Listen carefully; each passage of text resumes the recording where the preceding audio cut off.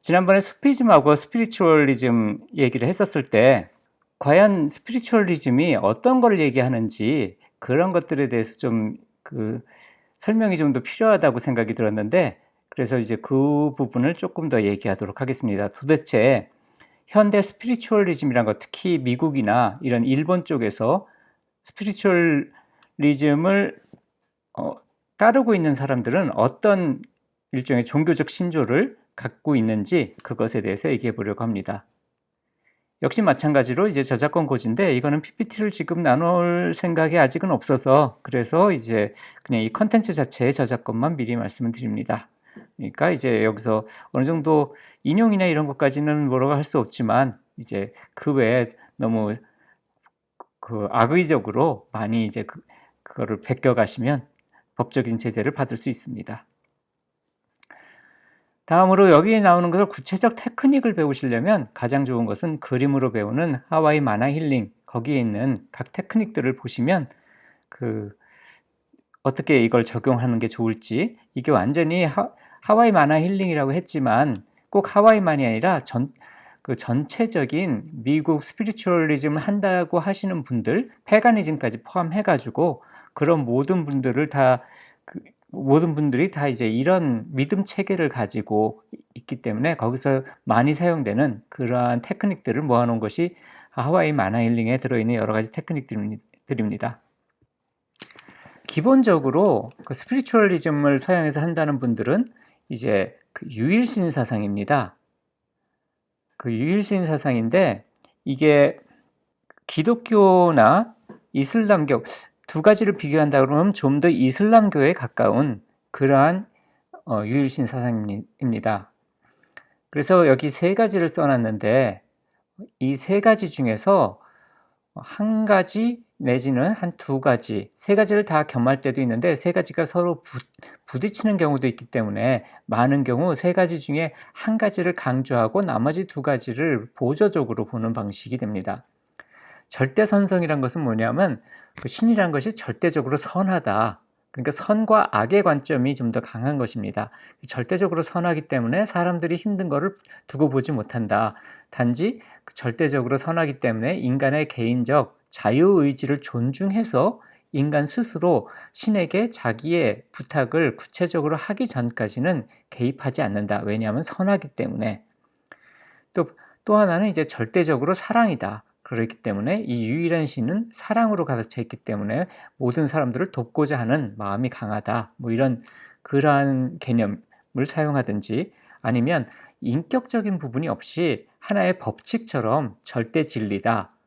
이 세 가지 중에 어떤 거 한 가지를 강조를 하게 됩니다. 하지만 동일한 것은 이 세 가지를 부분적으로라도 어느 정도씩은 다 갖추고 있습니다. 그리고 이 세 가지 속성을 가지고 있는 그러한 유일한 절대적 존재를 기본적으로 믿고 있습니다. 사실 그래서 이 스피리추얼리즘 보면 파고들면 파고들수록 오리무중인 파트가 서로 부딪히는 교리가 너무 많아요. 그래서 이게 선한 것과 사랑이란 것과 진리란 것, 이 세 가지를 놓고 봐도 실생활로 적용시키면 뭐가 어떻게 작동되는지 부딪히지 않을 수가 없는 그런 내용들이거든요. 아무튼 일단 요 세 가지가 이제 기본적인 신에 대한 관점이다, 이렇게 생각을 하시면 됩니다. 아마도 한국에서도 스피리추얼리즘, 영성에 관련돼서 비기독교 계통의 뉴에이지 스타일의 영성을 얘기하는 것은 다 이 세 가지를 기반으로 해서 이 중에 한 가지를 강조하고 나머지 두 가지를 보조적으로 사용해서 자신들의 교리를 만들어 가고 있습니다. 뭐 교리라고 하니까 마치 종교단체 같이 하는데, 대부분의 영성을 하시는 분들은 소규모 단체입니다. 한 5명에서 많으면 한 30명 정도, 그 정도가 모여가지고 같은 종류의 교리, 가르침의 이치, 그 정도로 생각하시면 될 것 같습니다.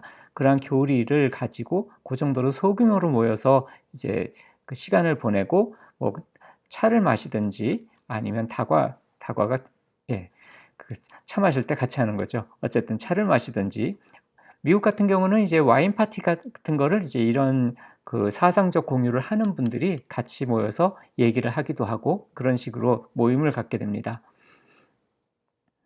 그래서 기본적인 스피리추얼리즘의 신에 대한 생각은 이 세 가지를 기반으로 하는 유일신 사상이다. 이제 그렇게 기억을 하시면 될 것 같습니다.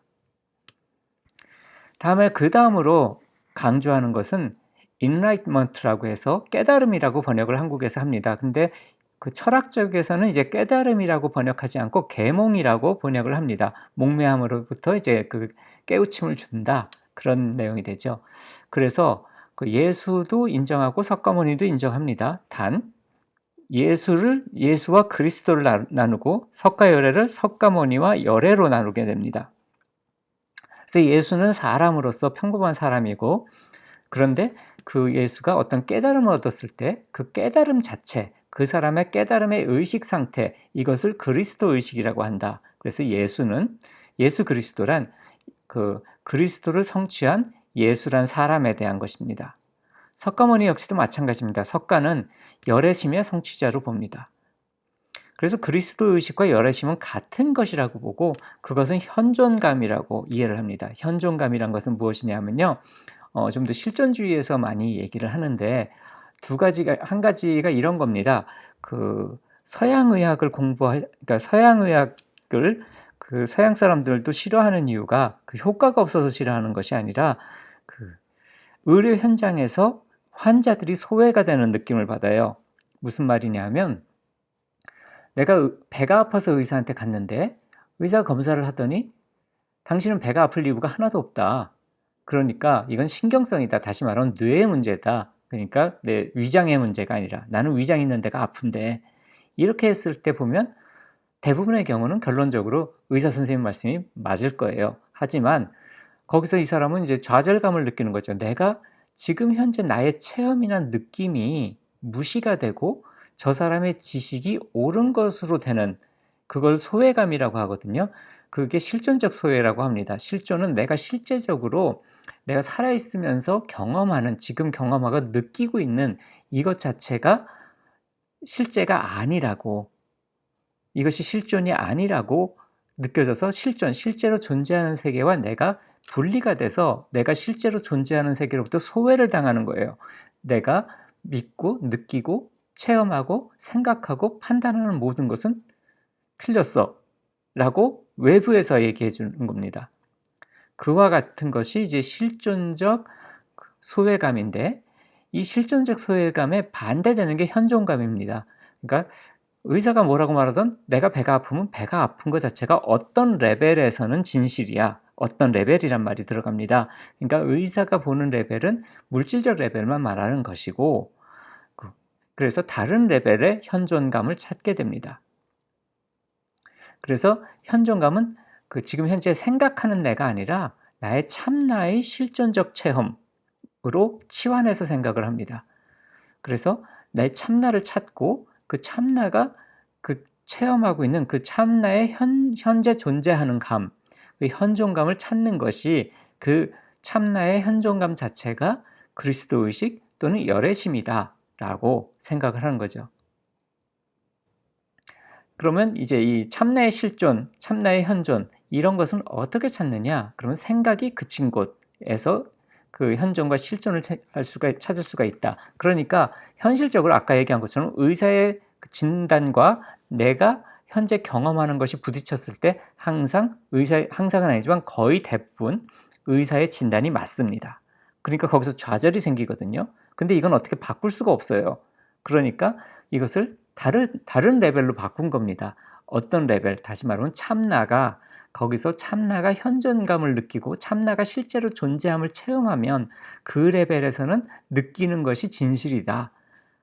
이거는 낮은 레벨의 그 물질 레벨에서는 내 생각이 작용을 하고 내 생각이 틀릴 수가 있지만, 또는 내 체험이 틀릴 수가 있지만, 이거는 이제 틀리지가 않는다.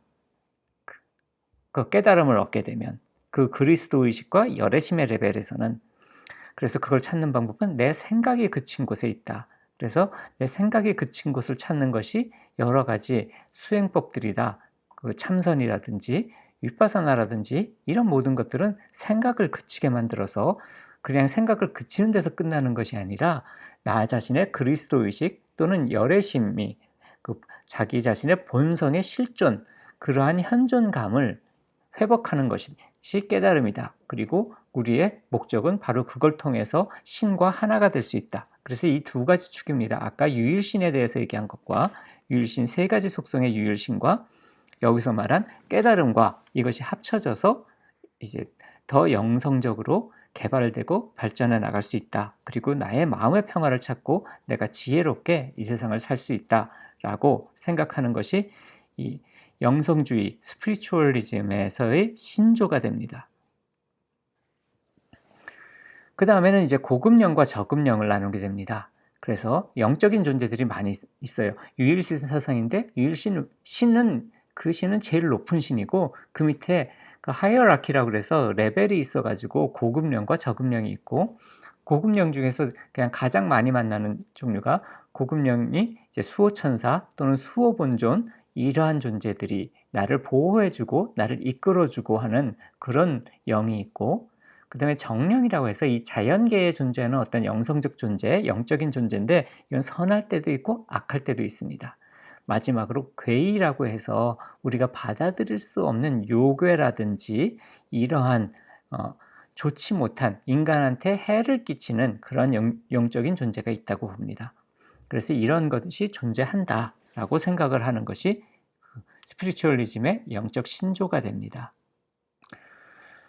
다음으로 이제 우주적인 법칙으로는 또 세 가지가 있습니다. 카르마의 법칙이라서 내가 했던 모든 행위나 모든 생각이나 모든 감정 이런 모든 것들이 나를 규정하게 된다. 그리고 그것이 되돌아오게 된다. 내가 악하게 하면 악한 것이 되돌아오고 내가 선하게 하면 선한 것이 되돌아온다.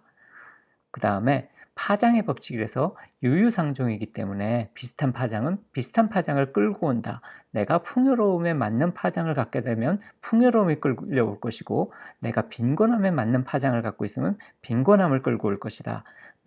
그러니까 이제 나의 파장 대역을 높이는 것이 좀 더 좋은 삶을 살 수 있는 방법이 된다.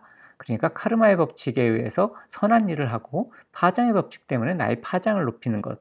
그 다음에 에너지의 법칙이 있어서 강한 에너지는 약한 에너지를 궤도 운동을 시킨다라고 봅니다. 그러니까 내가 그 큰 에너지를 가진 사람 주변에 있으면 그 사람의 주변에서 궤도 운동을 하게 되니까 내가 우주의 중심이 되기 위해서는 강한 에너지를 가지고 그 에너지를 키워서 나를 중심으로 우주가 돌아가도록 그렇게 만들 수가 있다라고 보는 이 세 가지가 우주적인 법칙으로 봅니다. 또한 에너지의 법칙은 등가 교환의 법칙이기 때문에 내가 무엇인가를 그 주술이든 마법이든 작동시킨다 그러면 그 반작용이 꼭 있게 마련이다. 이제 이러한 부분들이 있습니다. 그래서 카르마의 법칙, 파장의 법칙, 에너지의 법칙 이 세 가지를 그 우주적인 법칙으로 봅니다.